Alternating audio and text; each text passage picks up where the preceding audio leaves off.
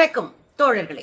தமிழ்நாட்டுல காங்கிரஸ் கட்சிக்குள்ள நடந்த இழுபறி, குடிமிப்புடி சண்டை, மல்லுக்கட்டு இன்றைக்கு நிறைவுக்கு வந்திருக்கிறது. நேத்து நடந்த டெல்லி கூட்டம் ஒரு முடிவை வைத்திருக்கிறது. நீங்க எதையும் பேசக்கூடாது, பொதுவெளியில எதையும் பகிரக்கூடாது கூட்டணி குறித்து அப்படின்னு வாயில அடிச்சு அனுப்பி விட்டுருக்கிறாரு ராகுல் காந்தி. என்ன நடந்துச்சுங்க? கொஞ்ச நாளாவே காங்கிரஸ்குள்ள ஆளுக்காலு பேச ஆரம்பிச்சாங்க. நீங்க கேக்குறது புரியுதுங்க. கொஞ்ச நாளத்தான் பேசுறாங்களா? எப்பயுமே அதானே செய்யறாங்க. அதுதான் உண்மையும் கூட. காங்கிரஸ் கட்சி உடைஞ்சு காணாம போனதுக்கு, வெளி மாநிலங்கள்லாம் அடிச்சு காணாமாக்குனதுக்கு காங்கிரஸ்காரர்களே காரணம். காங்கிரஸ்காரர்கள் தான் பாஜகவால் அதிகமாக விலைக்கு வாங்கப்பட்டவர்கள். பாஜக நினைச்சா எதை வேணாலும் விலை கொடுத்து வாங்கும். இந்தியாவில தேர்தல் ஆணையத்தையே விலை கொடுத்து வாங்க முடியும். இந்தியாவில் அரசியல் சாசன சட்டத்தை விலை கொடுத்து வாங்க முடியும். இந்தியாவில் தேர்தலை எல்லாத்தையும் விலை கொடுத்து வாங்கக்கூடிய அளவுக்கான ஆட்கள் தான் இவங்கெல்லாம். எம்எல்ஏ எம்பிஸ் எல்லாம் போற போக்குல விலை கொடுத்து வாங்குற ஆளுங்க.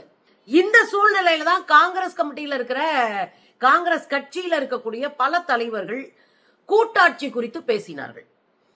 கூட்டாட்சி என்பது ஒரு ஜனநாயகத்தின் முக்கியமான பரிணாமம், முக்கியமான வளர்ச்சி.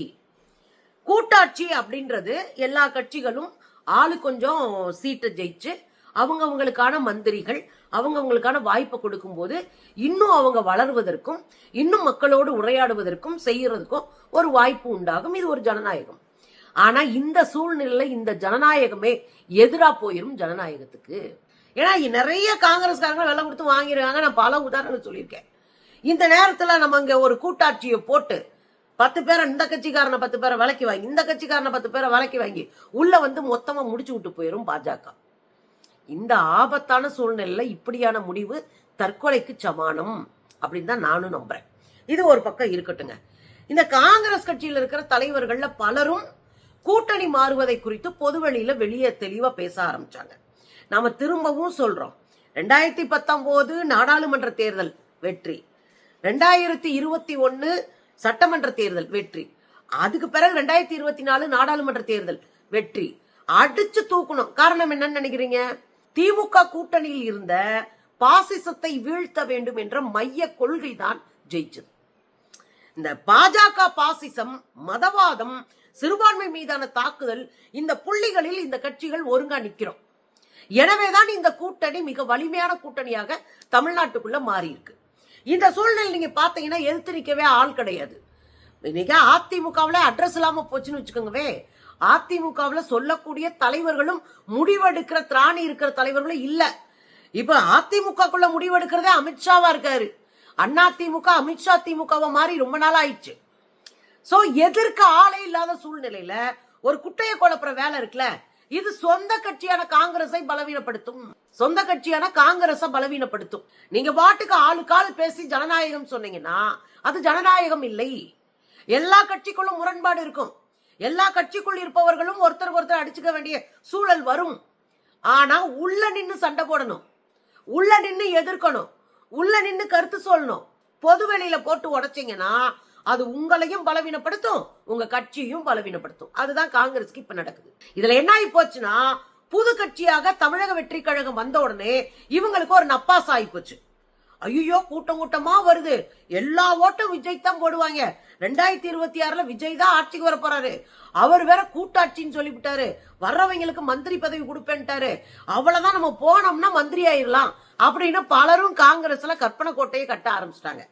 அதனுடைய விளைவு காங்கிரஸ்ல பிரவீன் சக்கரவர்த்தின்னு ஒருத்தர், அவர் முக்கியமான பல காங்கிரஸ் குழுக்கள்ல தலைவரா இருக்காரு, முக்கியமான பொறுப்புகள்ல இருக்கிறாரு. ராகுல் காந்தி 2017 அவரை கூப்பிட்டு பொறுப்பு கொடுத்திருக்கிறாரு. பன்னாட்டு நிறுவனங்கள்ல பல நிறுவனங்கள்ல அவர் பணியாற்றிய அனுபவம் உண்டு. இங்க வந்து வியூக வகுப்பாளராகவும் இருந்திருக்கிறாரு. எனவே அவரை வந்து கட்சியில கூப்பிட்டு சேர்த்திருக்காரு ராகுல் காந்தி. ராகுல் காந்திக்கு வலதுகரமாக இருந்தவர்கள் ஒருத்தர் அப்படின்னு சொல்லப்படுது, நம்பப்படுது. இவர் என்ன பண்ணிருக்கணும்? இவ்வளவு கிரெடிட் கொடுத்திருக்கிறாங்க. ராகுல் காந்தி இப்படி மெனக்கிட்டு வேலை செய்யறாரு, களத்துல நிக்கிறாரு, தெரு தெருவா நடக்கிறாரு. பாரத் ஜோடா யாத்திரை, ஓட்டதிகார் யாத்திரை, ஓட்சோரி யாத்திரை, என்னென்னமோ நடத்தினாரு. மக்களை சந்திச்சு சந்திச்சு சந்திச்சு ஓடிட்டு இருக்காரு. அப்ப அது கூட நிக்கிற கும்பல் என்ன பண்ணணும்? அவரோடு சேர்ந்து ஓடும் போதானே ஜெயிக்க முடியும். இது ஒரு ரிலே ரேஸ். ஒருத்தர் ஓடட்டோடு பின்னாடி நின்று கை கட்டி வேடிக்கை பார்க்க முடியாது. நாமளும் சரிக்கு சமமா ஓடணும்ல.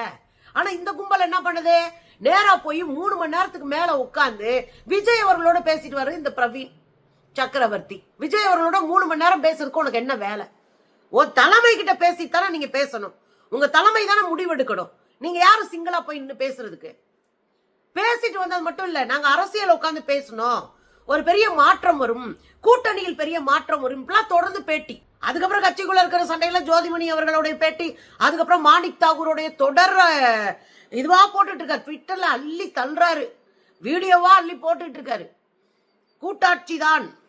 நான் ஏற்கனவே பதில் சொல்லிட்டேன். கூட்டாட்சி எவ்வளவு ஆபத்தானது இந்த சூழ்நிலையில. அது ஜனநாயகத்தினுடைய பரிமாணம். அதே சமயம் இந்த சூழல்ல அது ஆபத்தா முடியறதுக்கு வாய்ப்பு இருக்கு. தமிழ்நாட்டை வென்றெடுப்பதற்கு, தமிழ்நாட்டுக்குள்ள கால் பதிப்பதற்கு கூட்டாட்சி தத்துவத்தையே பலி கொடுத்து வருவாங்க யாரு? இந்த பாஜக கும்பல். ரொம்ப கவனமா நம்ம அதை டீல் பண்ணோம்.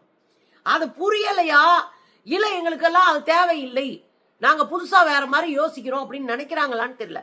மாணிக் தாக்கூர் அண்ணா தொடர்ந்து பேசிட்டு இருக்காரு. இந்த கூட்டத்துக்கு, டெல்லியில நடந்த கூட்டத்துக்கு போறாருங்க.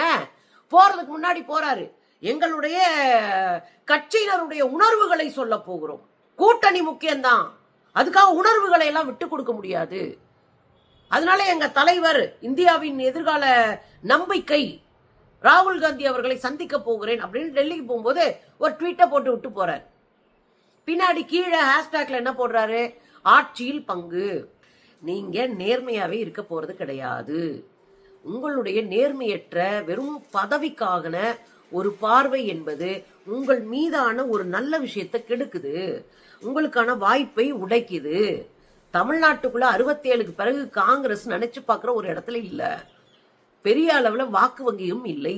இத புரிஞ்சுக்கிட்டு நீங்க உங்களை வளர்த்துக்கங்க, உங்களுக்கான களத்தை கட்டுங்க, தெருவுக்கு இறங்குங்க, ராகுல் காந்தியை கூட்டு வந்து கூட்டத்தை நடத்துங்க, உங்க கட்சியை வளப்படுத்துங்க. அதை விட்டுவிட்டு இருக்கிறதையும் உடைச்சு காலி பண்ணி இது இருக்கிறதும் போச்சுடான்னு உட்கார போறீங்க. அதுதான் நடக்க போகுது.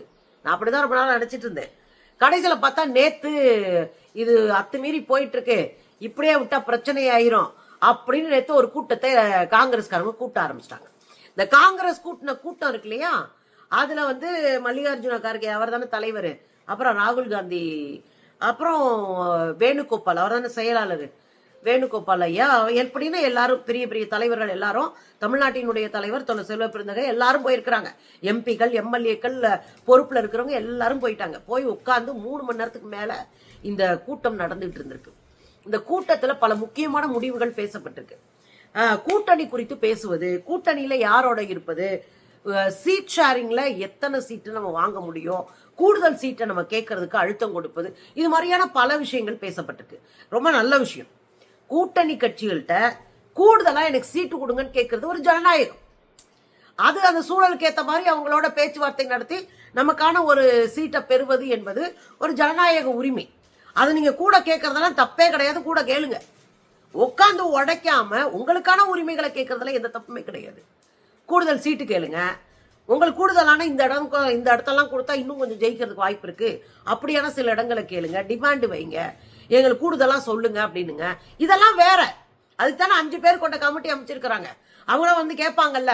ஆளுக்கால விட்டு விட்ட போட்டு ஆடிட்டு இருந்தீங்கன்னா அது சரியா இருக்காது இல்ல.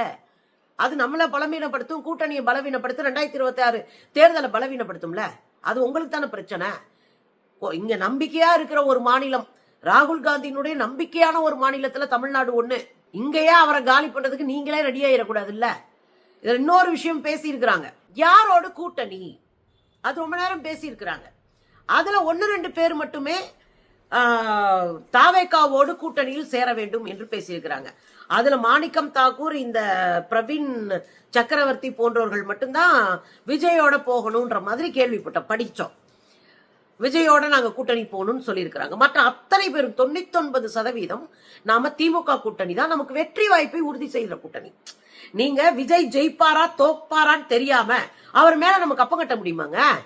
அவர் மேல பெட்டு கட்ட முடியுமா? அவர் ஜெயிப்பாரா தோப்பாருன்னு தெரியாது, அவர் களத்துல நிக்கலையே, அவருக்கு அரசியலே தெரியாது. அவரை நம்பி எப்படிங்க மண்குதிரை நம்பி ஆத்துல இறங்க முடியும்? அப்ப இது வெற்றி கூட்டணி. 10 முறை இடைத்தேர்தல்கள் வரை நம்ம வெற்றி அடைஞ்சிருக்கோம், கூட நின்றுக்கோம், தெளிவா முடிவெடுத்து இறங்கி செஞ்சிருக்கோம். இன்னொன்னு நீங்க பாக்கணுங்க, நான் சென்ற 2024 நாடாளுமன்ற தேர்தலில் பரப்புரை பிரச்சாரத்துல நான் நேரடியா பார்த்த விஷயங்கள்னு தெரியுமா? அந்தந்த மாவட்டங்கள்ல இருக்கிற அந்தந்த தொகுதியில் இருக்கிற அமைச்சர்கள் இருப்பாங்கள, நாடாளுமன்ற தொகுதிகளில் இருக்கிற அமைச்சர்கள் இருப்பாங்கள, அவங்க நாடாளுமன்ற வேட்பாளர்களுடைய வண்டியிலே நின்றுட்டு இருந்தாங்க. நான் பார்த்து மிகப்பெரிய அளவில் இத்தனை காலத்துல இல்லாத அளவுக்கு திமுக வேலை செஞ்சது. உண்மையிலே அந்த கூட்டணியை நம்ம பாராட்டி ஆகும். நம்ம நேரடியா நான் களத்துல பார்த்ததை சொல்றேன். அப்ப பெரிய அளவுல கூட்டணி கட்சிகளினுடைய வெற்றிக்காகவும் சேர்ந்து நின்னோம் நம்ம. அப்ப சேர்ந்து நின்னதுக்கு பின்னாடி இருக்கிற அரசியல் என்ன? பகாசுரனாக வரக்கூடிய பாஜகவை அடிச்சு தமிழ்நாட்டுல அட்டியோடு வீழ்த்துவதுதான் நம்முடைய நோக்கமா இருந்துச்சு. அதனால ஒன்னா நின்று எல்லா விதத்திலையும் ஒருத்தருக்கு ஒருத்தர் உதவியா நின்று ஜெயிச்சோம். ஆனா இந்த வாய்ப்பை உடைக்கிற வேலையை காங்கிரஸே பாக்குது அப்படின்றதான் பெரிய கொடுமை. இதுல இன்னொரு விஷயம் என்னன்னா, நேத்து எல்லாத்தையும் பத்தி பேசிட்டாங்க. கூட்டணியில் பெரும்பான்மையினர் 99% திமுக கூட்டணியில் இருப்போம் முடிவு பண்ணிட்டாங்க. இதுக்கப்புறம் வேணுகோபால் அவர்கள் பத்திரிகையாளர் சந்திப்பை நடத்துகிறாரு. அந்த சந்திப்புல ரொம்ப தெளிவா சொல்றாரு, நாங்க தான் கூட்டணி குறித்து முடிவெடுக்கிற முழு அதிகாரத்தையும் ஒன்றியத்தில் இருக்கிற தலைமைக்கு கொடுத்திருக்கிறாங்க தமிழ்நாட்டுல. முடிஞ்சுச்சா? இனிமேல் கூட்டணி காட்டணி நீங்க எல்லாம் பேசாதீங்க, நாங்க அதை பாத்துக்கிறோம்னு சொல்லிட்டாங்க. அதான் அதுக்குள்ள இருக்கிற அர்த்தம். ரெண்டாவது, பேட்டியிலையோ வெளியேயோ காணொலி வாயிலாகவோ சமூக வலைத்தளங்கள் வாயிலாகவோ எந்த இடத்துலயோ கூட்டணி குறித்தோ உங்கள் சொந்த கருத்தையோ பதிவிடாதீங்க. அதாவது கூட்டணி அரசியல் தேர்தல் குறித்த கருத்துக்களை பதிவிடாதீங்க, மற்றபடி நீங்க எதை வேணாலும் போட்டுக்கோங்க அப்படின்னு சொல்லி அனுப்பிச்சிருக்கிறாங்க. இது ரொம்ப முக்கியமான இடமா நான் பாக்குறேன். அப்ப காங்கிரஸ் பல்வேறு மாநிலங்கள்ல துடைத்தெடுக்கப்பட்டிருக்கு. பல்வேறு மாநிலங்கள ஆட்சி இழந்திருக்கு. ஆட்சி அதிகாரத்துக்கு மீண்டும் வருவதற்கான சிக்கலான சூழ்நிலையில காங்கிரஸ் இருக்கு. ரெண்டாவது, அரசியல் சாசன சட்டத்தை கையில வச்சுட்டு தேர்தல் ஆணையத்தை கையில வச்சுட்டு இனிமேல் வெற்றின்னு எவனும் ஓட்டு போட்டு என்னை தேர்ந்தெடுக்க வேணாயா, நானே போட்டு என்னை தேர்ந்தெடுத்துக்குவேன் அப்படின்னு சர்வாதிகாரத்தை நோக்கி போயிட்டு இருக்கு பாஜக. இந்த இடத்துல தெளிவா யோசிக்கிறவன் தான் ஜெயிப்பான். அத காங்கிரஸ் செஞ்சா ஜெயிக்கும். தமிழ்நாட்டிலையும் அட்ரஸ் இல்லாம போயிடக்கூடாதுன்ற கவலை நமக்கு இருக்கு.